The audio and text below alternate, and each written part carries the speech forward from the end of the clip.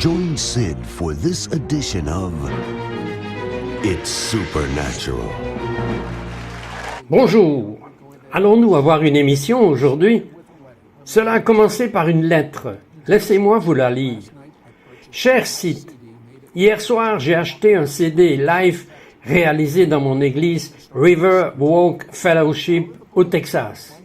Je l'ai ramené à la maison et j'ai commencé à l'écouter. À l'improviste, j'ai entendu clairement « Envoie ce CD à Sid Roth ». Je ne sais pas pourquoi, mais j'ai envoyé ce CD. Ce qui est vraiment incroyable, c'est que plusieurs fois, pendant que j'adorais, j'ai vu des choses comme des trappes dans le plafond s'ouvrant avec ce qui ressemblait à une échelle d'ADN tombant du plafond jusqu'au sol. Et j'ai entendu « Tu peux venir si tu veux ». Alors je l'ai fait. J'ai vu cette échelle d'ADN tomber partout dans le bâtiment. J'ai vu beaucoup de gens, pas des anges, monter et descendre. Je l'ai fait moi-même plusieurs fois, obtenant des révélations sur beaucoup de choses, mais surtout sur Jésus. Il aime prendre nos mains et danser avec nous. Il n'a aucun souci de rien, et juste des sourires et des danses. Il m'a libéré avec cela. Steve Salomon, cette lettre parle à propos de gens qui sont gelés au sol. Ils ont les visites les plus étonnantes. Vous avez un type de musique et il y a un mot hébreu prononcé, ce mot Shigiona. Qu'est-ce que cela signifie? Bien, c'est dans Habakkuk 3, verset 1.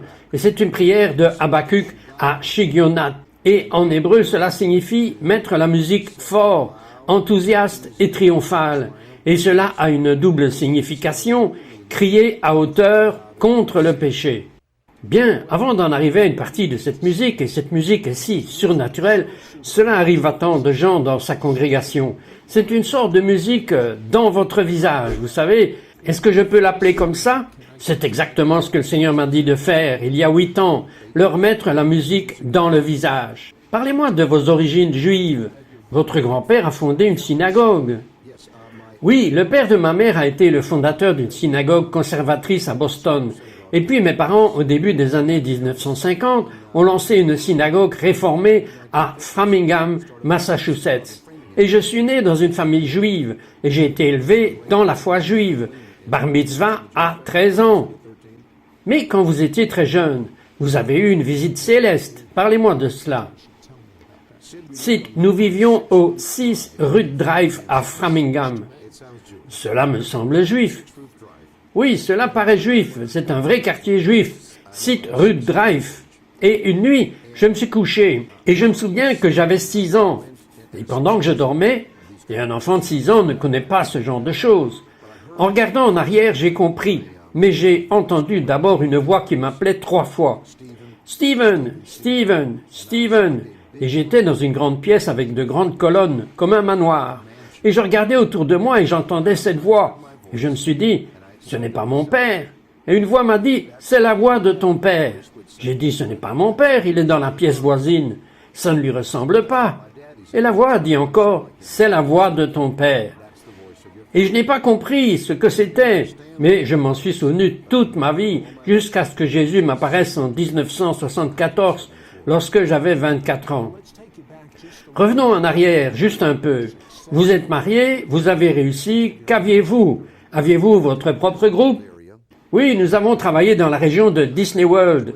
J'ai obtenu mon diplôme de l'Université de Floride centrale en 1972 avec un diplôme de 4e degré, mais je gagnais plus d'argent en travaillant dans les groupes et nous avons vraiment réussi à Orlando, région de Disney. Alors, votre femme était enceinte. Elle attend et vous décidez de la quitter. Eh bien, n'est-ce pas fou? Ben oui. C'est ce qu'elle a dit. C'est vraiment fou. C'est une chose que les gens tombent amoureux, ça arrive, mais ne pas prêter attention à vos enfants, ne pas se soucier d'eux, quelque chose ne va pas. Et ce qui n'allait pas, c'est qu'un gars du groupe a été invité dans une méditation transcendantale et que je ne suis pas allé à tous les cours. Je ne voulais pas payer tout cet argent, alors j'ai juste acheté les livres là-dessus. Alors j'ai commencé parce que je cherchais quelque chose. Il y avait quelque chose dans la vie. J'avais 23, 24 ans, je gagnais beaucoup d'argent, j'avais du succès, nous étions propriétaires de notre propre maison, mais il manquait quelque chose dans ma vie et j'ai commencé à chercher. Et je voulais trouver ce que c'était. Et plus je m'entretenais dans l'étude de la religion orientale et des choses occultes, plus je devenais une personne différente. Diane attendait le bébé en novembre 1974 et nous avons décidé cet été-là que lorsque le bébé serait arrivé, nous partirions et prendrions des chemins différents. Maintenant, Diane avait été sauvée alors qu'elle avait 4 ans et elle était remplie de l'Esprit de Dieu. Mais elle avait rétrogradé. Elle avait dit un jour qu'elle avait dû rétrograder pour me rencontrer. Elle m'a dit « Sors ces livres de la maison, sinon je vais les brûler et les renvoyer en enfer d'où ils viennent. » Alors, les avez-vous brûlés? Non, mais je les ai mis en arrière de ma voiture. Vous savez, je n'y croyais pas. Je les ai mis à l'arrière de ma voiture, je les ai mis dans le coffre. Je les ai sortis de la maison et je m'en rappelle spécifiquement. Vous avez eu un moment très définitif où vous étiez seul et quelque chose, tout comme lorsque vous étiez un petit enfant, quelque chose de très surnaturel est arrivé. Parlez-moi de cela. Voici ce qui est arrivé. Le groupe jouait à l'hôtel Royal Plaza, généralement après 9 heures. J'entrais dans une salle de banquet et j'essayais de méditer. J'éteignais les lumières et j'essayais toujours de méditer et de toucher Dieu, mais rien ne s'est jamais passé. Malgré tout ce que j'ai lu, je n'ai pas eu une seule expérience surnaturelle. Je cherchais quelque chose de surnaturel. Et cette nuit-là, assis sur une chaise, dans cette pièce sombre, sans lumière allumée, voici la prière que j'ai priée. Voici ce que j'ai dit. J'ai dit, est-ce que le Dieu d'Abraham, Isaac et Jacob, es-tu réel? Es-tu là? Et puis, pour une raison étrange, j'ai continué et j'ai dit, Jésus-Christ est-il celui qu'il dit être? Et pourquoi avez-vous dit cela?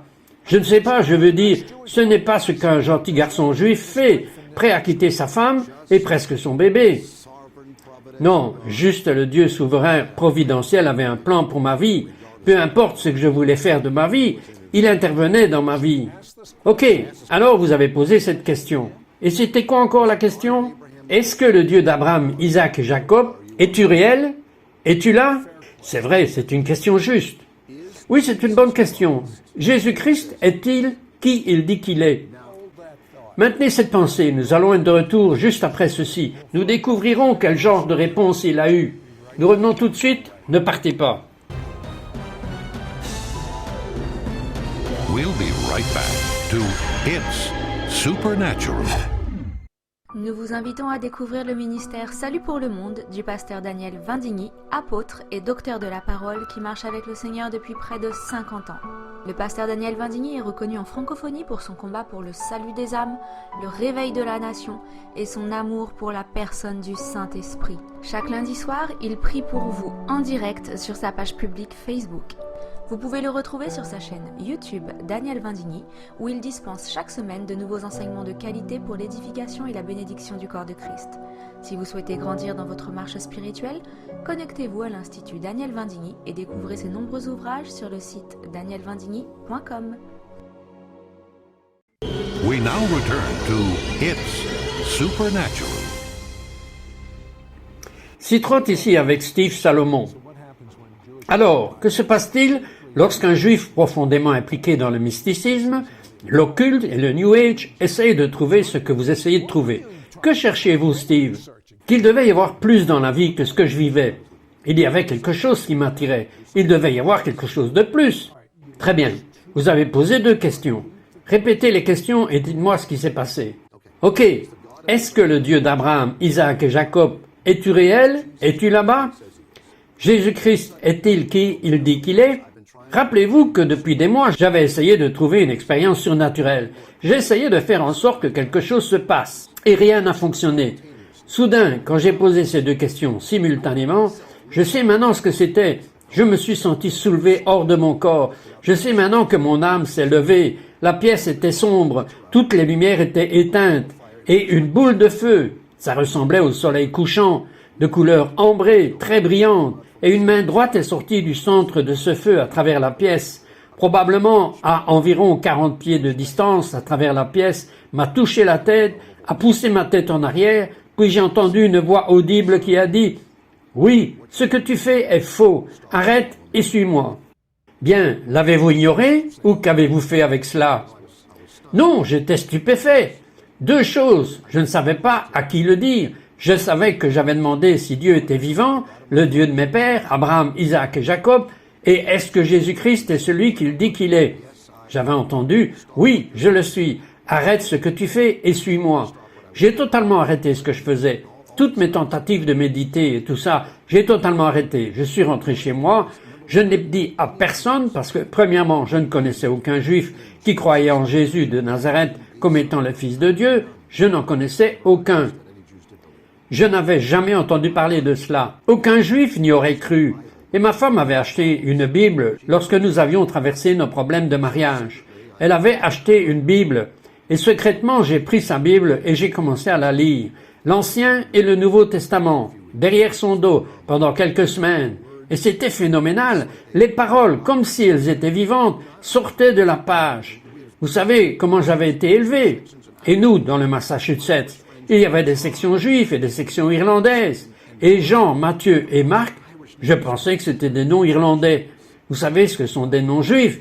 Vous savez, des hommes dans le Nouveau Testament comme Matthieu, Marc et Jean, tous ces gars étaient juifs. Et la parole de Dieu est devenue vivante pour moi ainsi. J'ai tout lu. C'était phénoménal. Eh bien, avez-vous quand même quitté votre femme? Non, j'ai commencé à prêcher à ma femme quelques semaines plus tard. I said, you know, Comment a-t-elle pris cela? Pas bien au début. J'ai dit à Diane que nous devions commencer à vivre pour le Seigneur. Et elle s'est dit, qu'est-ce que ce juif connaît de mon Jésus? Et alors elle a découvert que j'en savais plus qu'elle. Alors je lui ai dit, j'ai eu une expérience avec Jésus. Elle est retournée au Seigneur et la première chose que le Seigneur a fait, la première chose, il nous a donné un amour phénoménal l'un pour l'autre, qui reste même à ce jour, et cela fait 38 ans. Une histoire drôle avec votre belle-mère, parlez-moi de cela. Eh bien, vous connaissez ma belle-mère, vous savez qu'elle est allée à l'église Foursquare à Orlando. C'est là que Diane a été sauvée, à Orlando. Et ma belle-mère était membre fondateur à vie de cette église. Elle a été sauvée après que Diane soit allée à cette église quand elle était enfant avec un voisin. Maintenant, de temps en temps, elle disait « Maintenant, Steve, Jésus est ton Messie. » Mais ça ne signifiait rien pour moi. Et puis elle se tournait vers Diane et elle disait « Mais toi, Diane, tu le connais mieux. » Mais la première personne à qui je l'ai dit publiquement, à part ma femme, nous allions dîner chez ma belle-mère et puis une nuit, nous allions partir et je me suis retourné et j'ai dit « Maman, je voudrais te dire quelque chose. » Elle a dit « Quoi ?» J'ai dit « Jésus est celui que tu dis qu'il est. » Et je me suis retourné et je suis sorti. Elle était stupéfaite. Elle est venue pour savoir si j'avais vraiment eu une expérience avec Dieu. Vous parlez de gens heureux. Pouvez-vous imaginer combien sa belle-mère était heureuse, combien sa femme l'était maintenant, combien il est heureux, combien ses enfants sont heureux, sa vie entière a été transformée. Vous voulez savoir qu'est-ce que c'est que d'être heureux? La musique la plus heureuse que j'ai jamais entendue est sur ce CD, River Walk DNA. Et il y a une chanson, c'est ma préférée, elle s'appelle River of Life. L'aimez-vous? Oui, je l'aime. Parce que partout où va la rivière, il y a une guérison. Écoutons une sélection.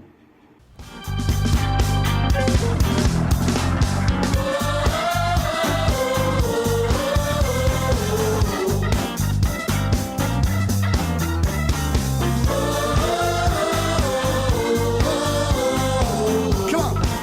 Everybody sing with us. Come on.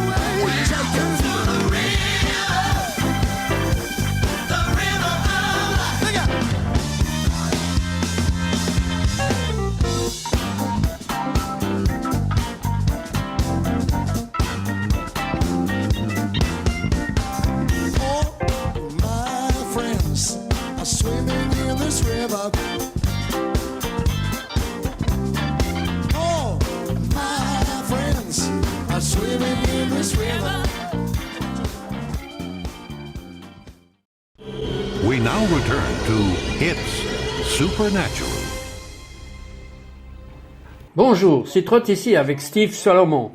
Oh veille, Steve devient pasteur. Tout d'un coup, il y a une fuite d'huile dans l'église, partout. Que s'est-il passé, Steve? Ok, c'était fin juin 2005 et j'ai reçu un appel téléphonique. Le mardi, nous nourrissons presque 300 familles. Nous leur donnons des produits d'épicerie gratuits. Donc mardi, c'est le ministère de l'Alimentation, nourrir des multitudes. Alors, nous avons des dames qui veulent prier dans le sanctuaire avant que cela ait lieu. Et donc, elles prient et elles voulaient prier pour moi. Et donc, elles cherchaient de l'huile et elles ne pouvaient pas en trouver.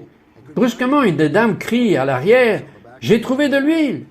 L'huile suintait hors des colonnes de l'église. En plus, elle semblait claire et commençait à apparaître partout dans le sanctuaire.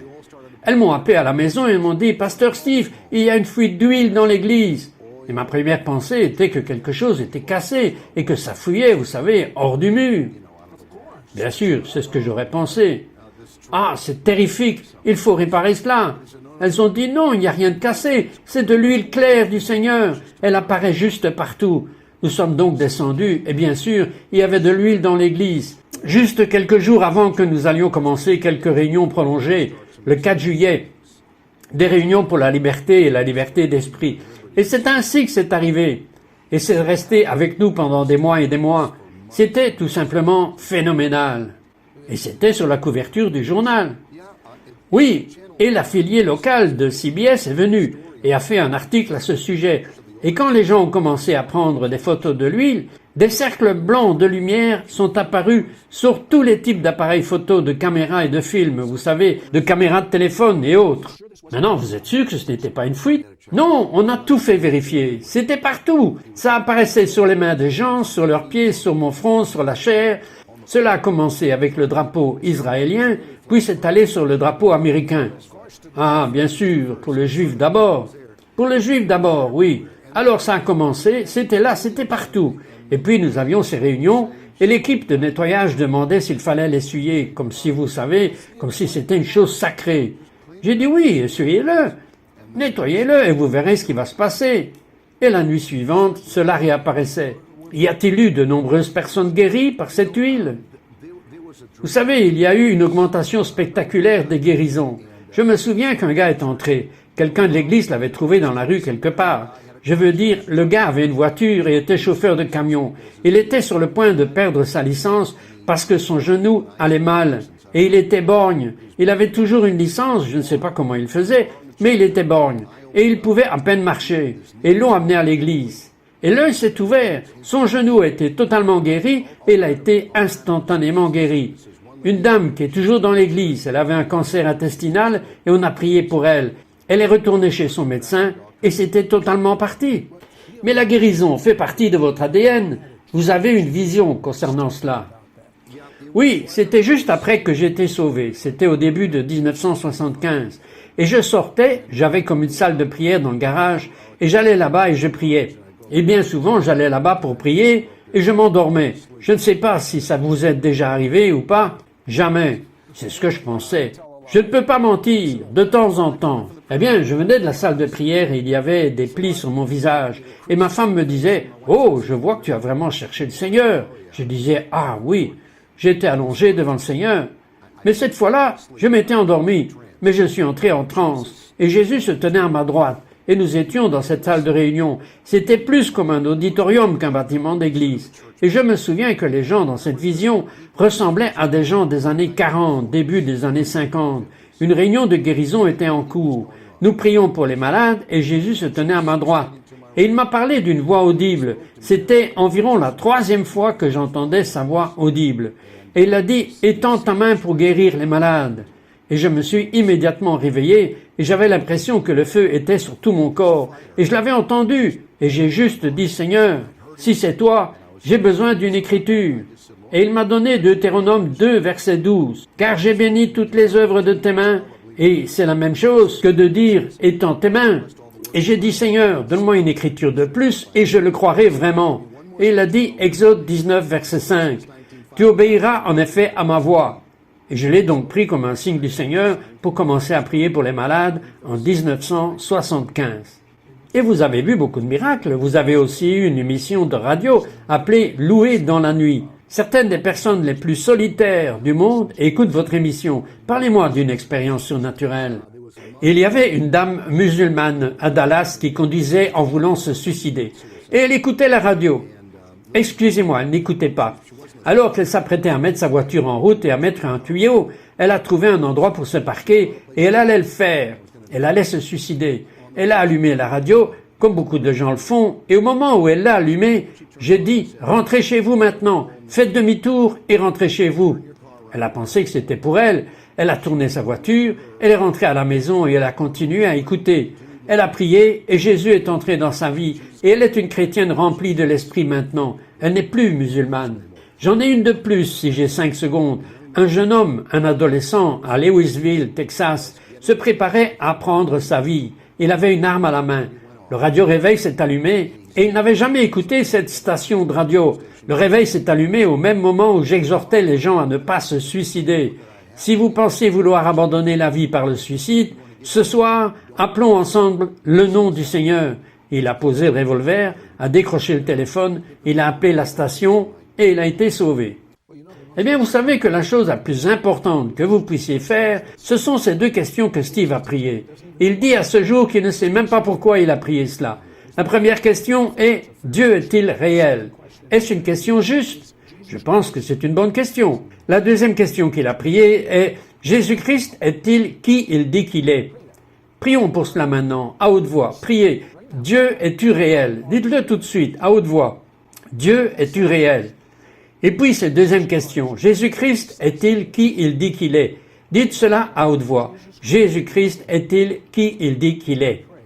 Et je prie au nom de Yeshua que la Ruach Kodesh, l'Esprit du Dieu vivant, descende sur vous et vous révèle toute la vérité, parce que c'est son travail. J'ai littéralement senti un ange me toucher sur la tête, et je crois que cet ange touche beaucoup d'entre vous en ce moment. Un ange de guérison vient de toucher votre dos et votre colonne vertébrale. Dieu vous a-t-il montré quelque chose? Il y a des gens qui ont faim de quelque chose dans cette vie en ce moment, des gens qui sont désespérés, des gens qui se blâment pour tous leurs problèmes. Et cette guérison est pour la gloire de Dieu. Cette délivrance est pour la gloire de Dieu. N'abandonnez pas. Le Fils de Dieu est tout ce dont vous avez besoin. Et il est ici maintenant pour vous guérir, vous toucher et vous sauver. Vous savez, ma mère juive disait toujours, « Je ne crois pas en ce Jésus, mais Jésus a fait de mon fils un mensch. » C'est un mot hébreu, un mot yiddish qui signifie un bon humain. Et puis Jésus a fait de toute ma famille juive un mensch. Et vous savez quoi? Je pense qu'il veut faire de vous un mensch. Priez Dieu de vous montrer la vérité sur Yeshua. C'est le mot hébreu pour Jésus. Faites-le maintenant. Maintenant.